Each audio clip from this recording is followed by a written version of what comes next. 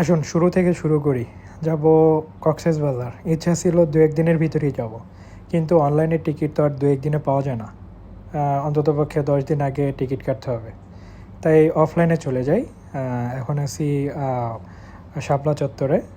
তো শাপলা চত্বর থেকে কমলাপুর স্টেশনে চলে আসলাম। অনেক দিন পর আসলাম। আমার মনে হয় যে গত ৫ বছর অথবা ৬ বছর আগে একবার এসেছিলাম, তো আবার আসলাম। তো অনলাইনে টিকিট না পেয়ে এই জায়গায় এসেছি, কিন্তু এই জায়গায় এসে শুনলাম যে অনলাইনে ছাড়া কোনো টিকিট আসলে পাওয়া যায় না। তাই কী করব, চলে আসলাম বাসায়।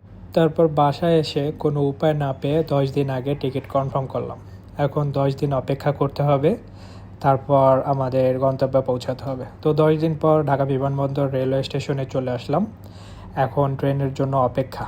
বিমানবন্দর রেলওয়ে স্টেশনে প্রথমেই প্রবেশ করলাম। এর আগে এখান থেকে কোথাও যাওয়া হয়নি।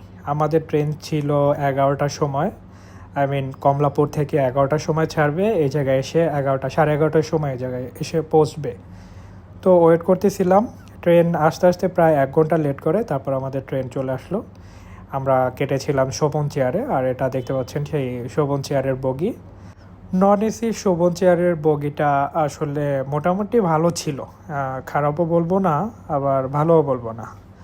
আর এটা আমাদের বগির ওয়াশরুম ছিল। ওয়াশরুমটা সিম্পলি এত ভালো ছিল না, তারপরও ট্রেন হিসাবে ভালোই ছিল। আর কক্সবাজার এক্সপ্রেসের একটাই স্টপেজ ছিল, সেটা চিটাগাং। চিটাগাং এসে একটা চা খেয়েছিলাম।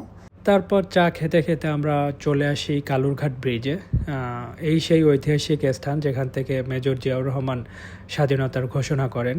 তারপর আমরা চলতে লাগলাম কক্সবাজারের উদ্দেশ্যে, এবং কিছুক্ষণের মধ্যে আমরা কক্সবাজার রেলওয়ে স্টেশনে পৌঁছে যাই। কক্সবাজার রেলওয়ে স্টেশনে নামার পর বুঝতে পারলাম এটি বাংলাদেশের একমাত্র সুন্দর এবং সবচেয়ে বড় রেলওয়ে স্টেশন। তার কারণ হিসাবে আমি আসলে বলে বোঝাতে পারবো না, আপনারা কিছু ভিডিও ক্লিপ দেখেন।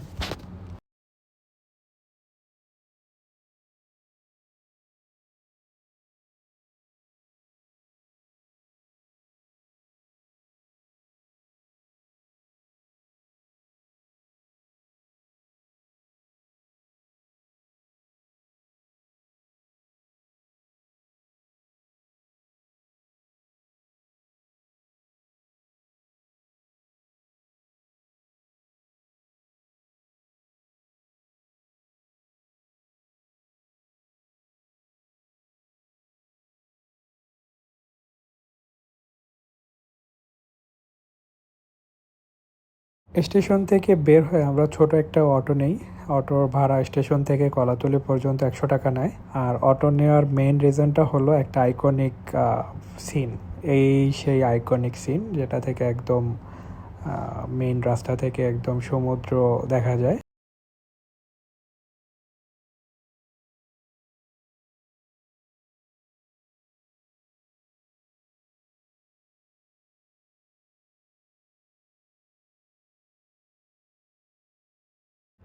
আমরা আগে থেকেই হোটেল বুক করে এসেছিলাম, আর আমাদের হোটেলটি ছিল সিমুন।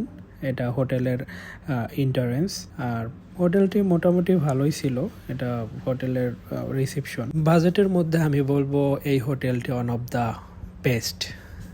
আপনারা যদি কেউ আসেন তাহলে হয়তোবা এদের সার্ভিসে আপনি মুগ্ধ হবেন। আমার ভালো লাগছে। পরবর্তী ভিডিওতে আমি এই হোটেলের রুম এবং এটার সাথে কি কি ইনক্লুডেড আছে সেগুলো দেখাবো। বাই দ্য ওয়ে, এটার সাথে কিন্তু বুফে ব্রেকফাস্ট আছে। পরবর্তী ভিডিওতে আমি রুমের সাথে এদের বুফে ব্রেকফাস্টে কি কি আছে, কি কি আইটেম আছে, কয়টা আইটেম আছে, এটি আপনাদের সামনে তুলে ধরবো। আর ভিডিওটি এই পর্যন্তই, এবং আমার কক্সবাজার ব্লগের পরবর্তী সিরিজ দেখার জন্য আমার চ্যানেলটি সাবস্ক্রাইব করে রাখবেন। আল্লাহ হাফেজ।